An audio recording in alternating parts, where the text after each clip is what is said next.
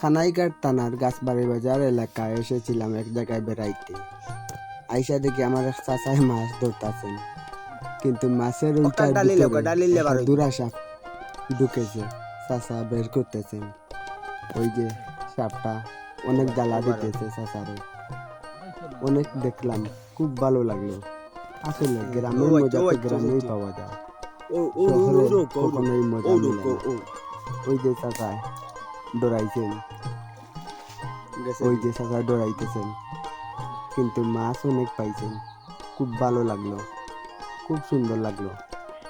চাচা এই বয়সেও মাছ ধরাটা, চাচার জন্য সবাই দোয়া করবেন, যেন চাচা শরীর সুস্থ মতে আরো কিছুদিন বেঁচে থাকতে পারেন।